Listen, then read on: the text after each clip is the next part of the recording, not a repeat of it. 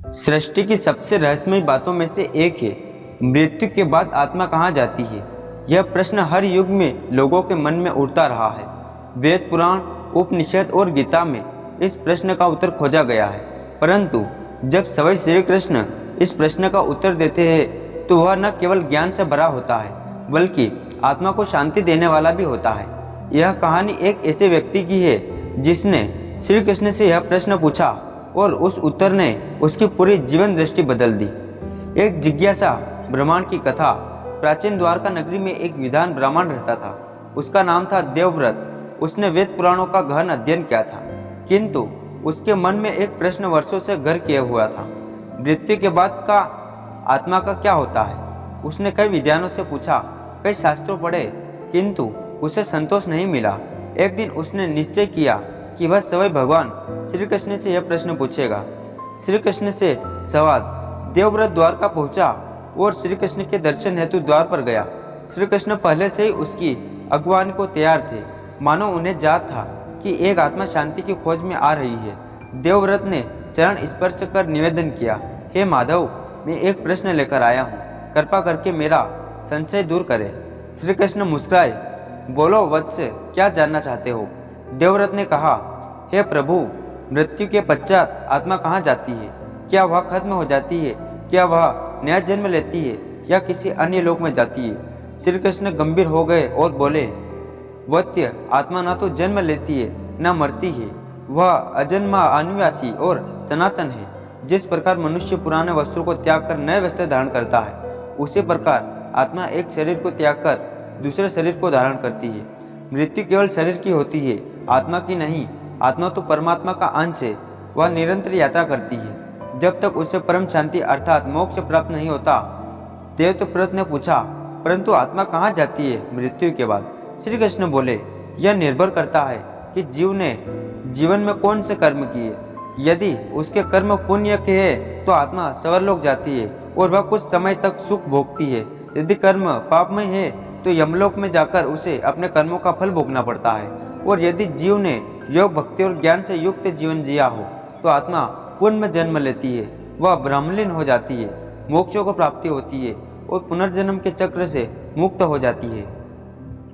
देवव्रत अब और अधिक जानने को उत्सुक था। हे नंदन, क्या पुनर्जन्म सत्य है। श्री कृष्ण बोले, हाँ, जब तक आत्मा को मोक्ष नहीं प्राप्त होता वह जन्म लेती रहती है, शरीर बदलती रहती है, पर आत्मा वही रहती है। यह जन्म और मृत्यु का चक्र है, संसार चक्र कहलाता है। कर्म ही आत्मा की दिशा तय करते हैं। जैसे बीज बोया जाए वैसा ही फल निकलता है। अच्छे कर्म अच्छे जीवन की ओर ले जाते हैं, बुरे कर्म दुखमय जीवन की ओर ले जाते हैं। यही कारण है कि मैं अर्जुन से कहता हूँ, कर्म किए जा, फल की चिंता मत कर। श्री कृष्ण ने कहा, वत्स, लोग मृत्यु से डरते हैं क्योंकि वे स्वयं को शरीर मान लेते हैं। जो जान लेता है कि वह आत्मा है, सो चैतन्य है, अमर, वह मृत्यु से भय नहीं करता।